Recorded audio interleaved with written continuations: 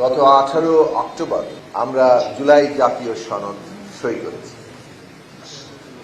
কি প্রক্রিয়ায় কিভাবে হয়েছে, ঠিক মতো সবাইকে অংশ নেওয়ার জন্য যে সময়টা আরো নেওয়া দরকার ছিল সেটা নেওয়া হয়েছিল কিনা এইসব সমালোচনা এখন করা যায়।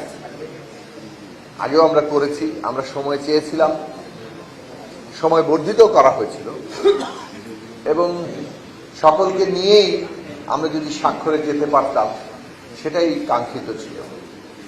কিন্তু যেভাবেই হোক 18 অক্টোবর একটা প্রায় জাঁকজমকপূর্ণ জাতীয় অনুষ্ঠান করে আমরা একটা জুলাই জাতীয় সনদ স্বাক্ষর করেছি। এই জুলাই জাতীয় সনদ স্বাক্ষরিত হয়েছে এবং প্রকাশিত হয়েছে একেবারে বই আকারে।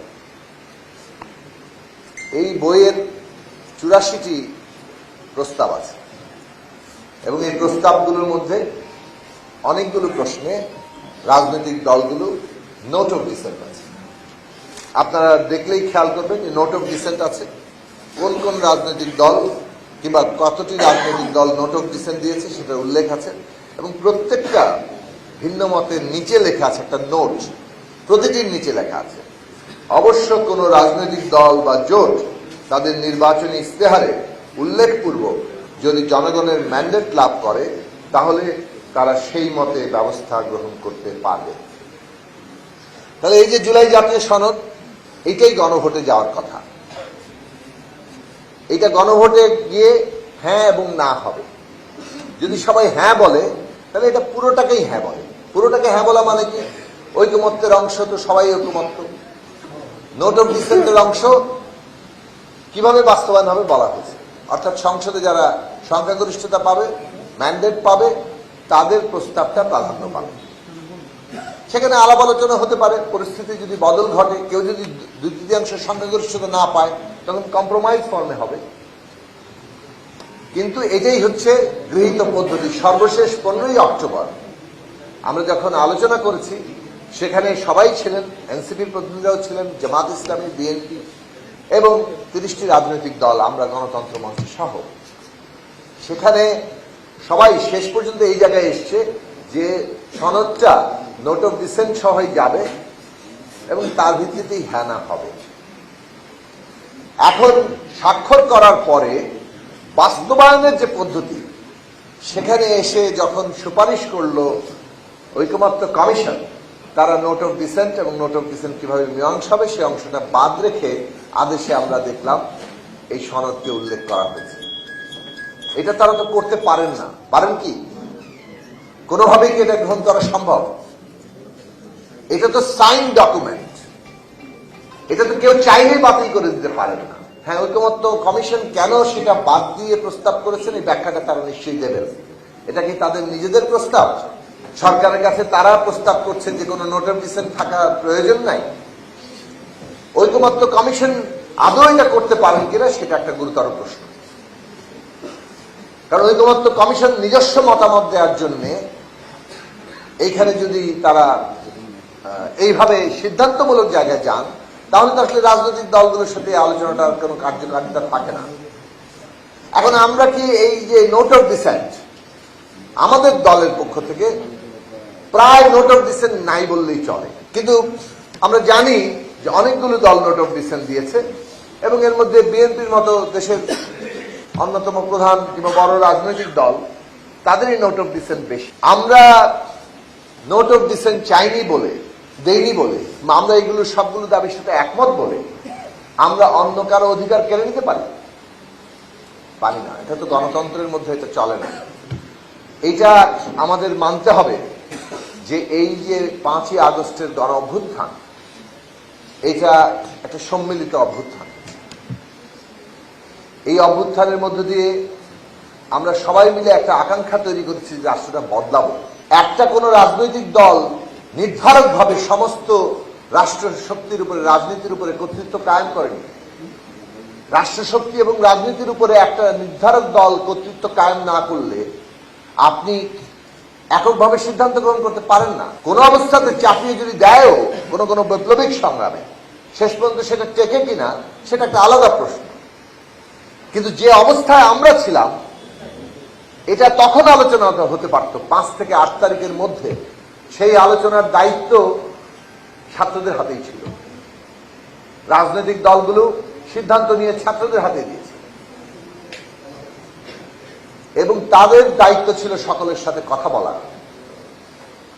5, 6, 7, 8 3 দিন কথা বলে কেন ওইভাবে একটি শপথ অনুষ্ঠান করে এই অন্তর্বর্তী সরকার গঠিত হবে, এটা তো তারা এবং তারা যাদের সাথে আলোচনা করেছেন তাদের উপরেই দায়টা বড় বর্তায়।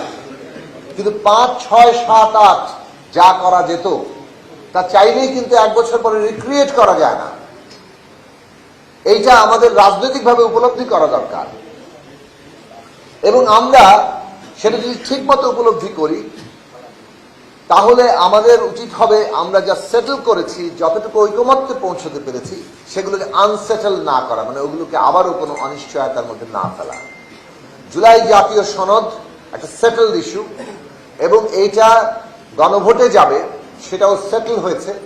সেইখানে এটা জনগণের অনুমোদন পাবে, কাজেই আগামী সংসদের উপরে এর একটা বাধ্যবাধকতা তৈরি হবে যে জনগণ এটাকে সমর্থন করেছে। আবার আমরা এটাও একমত হয়েছি যে আগামী সংসদের উপর একটা কনস্টিটিউয়েন্ট পাওয়ার অর্পণ করা হবে একটা নির্দিষ্ট সময়ের জন্য, যাতে এই জুলাই জাতীয় সনদের সংস্কারগুলো সংবিধানে সংযোজিত হলে সেটা টেকসই হয়, সেটা আদালত কর্তৃক কোনো চ্যালেঞ্জের মুখে না পড়ে এবং এর জন্য আলাদা আর কোনো অনুমোদনের প্রয়োজন না পড়ে। এই দুটো জিনিস গণভোটে অনুমোদন হবে, কিন্তু গণভোটের মধ্য দিয়েই এই যে মীমাংসা, নোট অফ ডিসেন্টের মীমাংসা হয়ে যাবে, এইরকম কোনো ঐকমত্য হয়নি। কাজে আমরা যেটা ঐকমত্য হচ্ছে না, এটা যদি আমরা চাপিয়ে দিতে চাই, পরিষ্কারভাবে এখন এই বাস্তবতায় এসে আমরা একটা রাজনৈতিক দ্বন্দ্বের জায়গা তৈরি করব।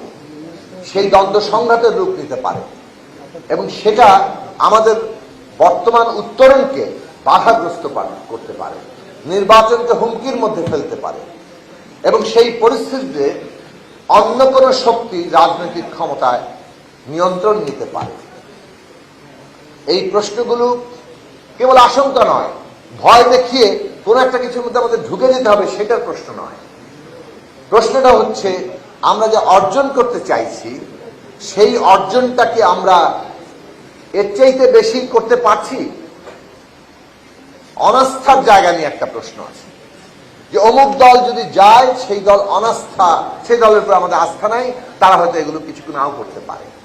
এই একটা অনাস্থার প্রশ্ন নিয়ে আমরা রাজনৈতিক যে কাজটা করছি, যদি বলা হতো যে না, যদি এখানে আমাদের অর্জন বেশি কিছু হয়ে যাবে, যেমন ধরুন আমি আরো ভেঙে বলি, বিএনপি যেসব বিষয়ে নোট অফ ডিসেন্ট দিয়েছে, এখন বিএনপি ক্ষমতায় গেলে কি ওই নোট অফ ডিসেন্টের অংশ বাস্তবায়ন করতে, মানে সে উইথড্র করে নিতে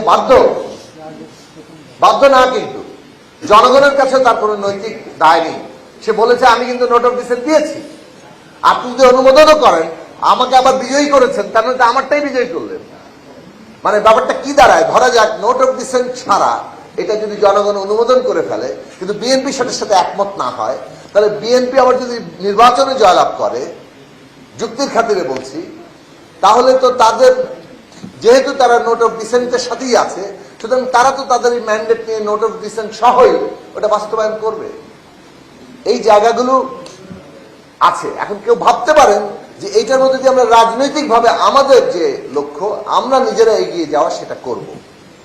রাজনৈতিক প্রতিযোগিতা থাকে, আমরা রাজনৈতিক প্রতিযোগিতার প্রশ্নটাকে কখনোই নাই বাতিল করে দেওয়ার তো প্রশ্নই আসে না, কারণ প্রত্যেকটা রাজনৈতিক দল নিজের বিকাশ চাইবে। কিন্তু আজকের জাতীয় পরিস্থিতিতে আমাদের প্রতিযোগিতা কিংবা দলীয় স্বার্থ আমরা যদি এমন জায়গায় নিয়ে যাই যেখানে আমরা পুরো পরিস্থিতিটাকেই একটা বিপর্যয়ের দিকে মানে নিয়ে যাওয়ার ঝুঁকি তৈরি করব, সেটা আমাদের পুনরায় ভাবা দরকার। কাজে আমি আবারও সকল পক্ষের কাছে বলবো যে আমরা যে জুলাই জাতীয় সনদ তৈরি করেছি সেটাই গণভোটে যাওয়া দরকার এবং গণভোটের জনগণের অনুমোদনের ভিত্তিতে আগামী সংসদে এটা ফয়সালা হবে।